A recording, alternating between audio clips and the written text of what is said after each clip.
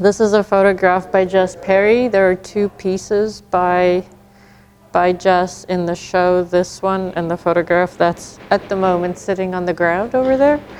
And what I find really interesting about these is the technique that the artist uses. So these are photographs of actual locations and actual locations that have deep memory or a real cultural significance attached to them. So in the case of this photograph, it's the small part of the US-Mexican border. And in the case of the photograph that's over there, it's the site of the Columbia shuttle crash. And what I love is that these photographs, I think they're visually fascinating in their own right, and they also link up they're a link between two sections. They're a link between two sections in the biennial. So there's a section, or actually multiple kind of ideas in the biennial. So this room, which looks at various images that deal with how humans construct their own world, and the adjacent room, and these photographs are strategically placed right on the cusp, right at the border. So in the next room, we look at images of sort of nature, but most of them have something to do with the idea that separation is really not a functioning one anymore. Humans are pervasively present in nature, and nature constantly intrudes upon what we think of as human space.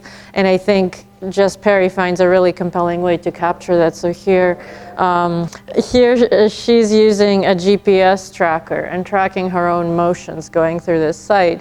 But if you don't know that, it looks like abstract lines, and it does look like kind of evidence of human presence, which then suddenly the light bulb turns on and it all makes sense once you know that it's a GPS tracker. And I think particularly in the current moment where the border is such a contentious place, it's a really beautiful way of visualizing the way that the border is only meaningful insofar as people cross it, people go across it, right? That's kind of, the border is supposed to mark a boundary, but it only makes sense as a boundary if you can move from one side to another and kind of mark that the sides even exist that way.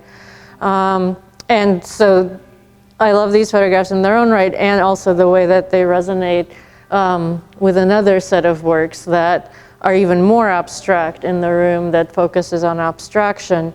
And we can look at them in a second, but that look just like the lines without the landscape. So if you take that away and think of those lines as a kind of way of marking routines, way of marking daily motions, I think those pieces enter a conversation that make you think about how do you visualize something that you can't envision in a one-to-one relationship. If you start tracking every motion you take every day, it's going to take you all day to understand the previous day. So you have to come up with these shorthands. And I think the motion here is a really beautiful shorthand for thinking about human motion.